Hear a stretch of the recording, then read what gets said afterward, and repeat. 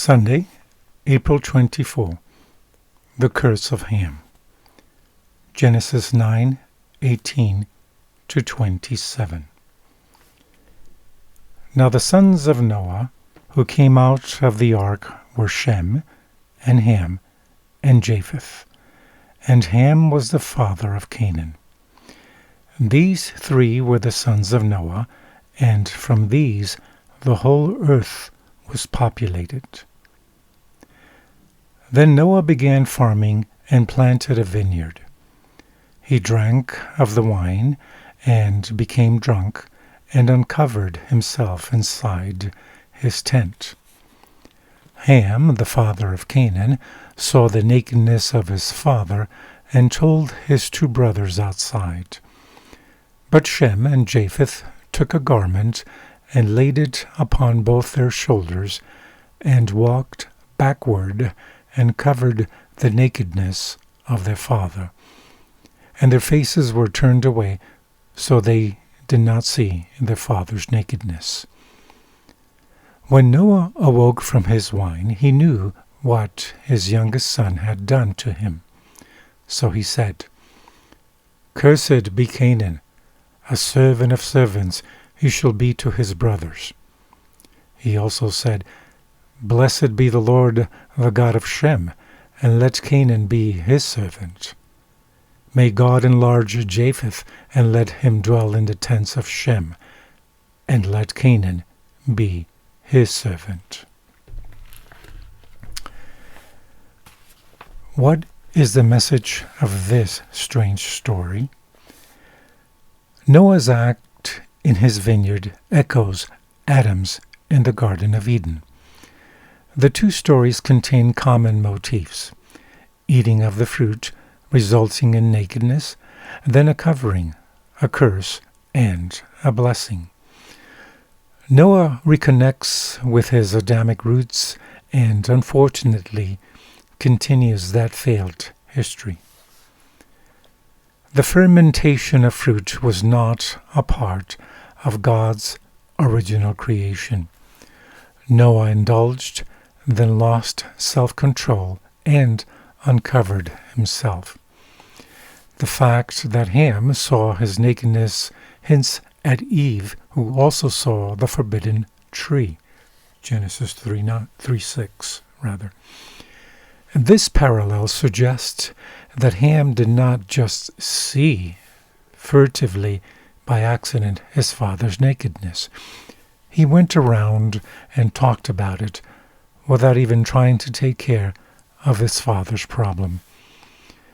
In contrast, his brother's immediate reaction to cover their father, while Ham left him naked, implicitly denounced Ham's actions. The issue at stake here is more about the respect of one's parents. Failure to honor your parents, who represent your past, will affect your future. Exodus 20:12 compared with Ephesians 6:2. Hence the curse, which will influence Ham's future and that of his son Canaan. Of course, it is a gross theological mistake and an ethical crime to use this text to justify racist theories against anyone. The prophecy is restricted to Canaan, Ham's son. The biblical author has in mind some of the corrupt practices of the Canaanites.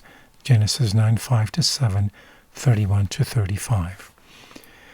In addition, the curse contains a promise of blessing, playing on the name Canaan, which is derived from the verb Cana, meaning subdue.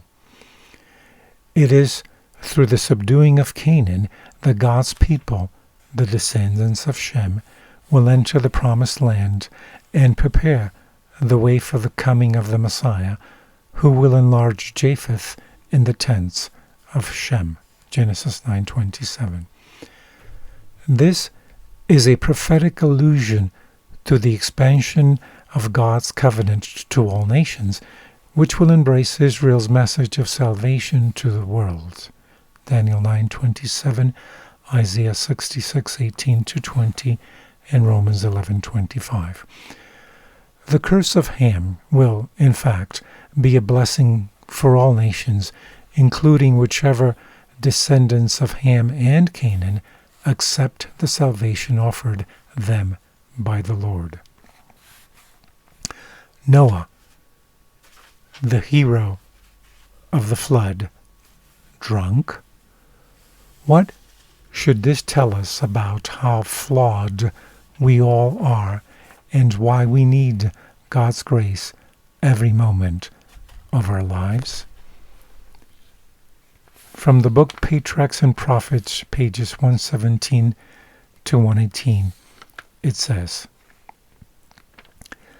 Noah, speaking by divine inspiration, foretold the history of the three great races to spring from these fathers of mankind. Tracing the descendants of Ham to the son rather than the father, he declared, Cursed be Canaan, a servant of servants shall he be unto his brethren.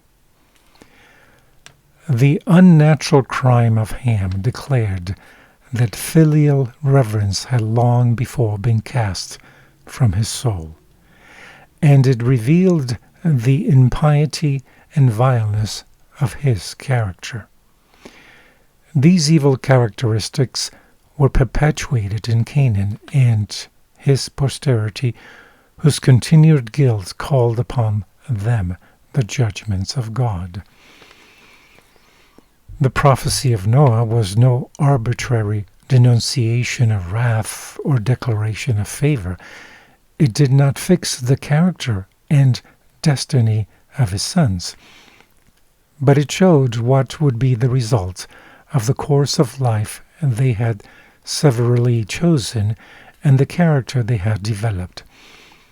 It was an expression of God's purpose toward them and their posterity in view of their own character and conduct.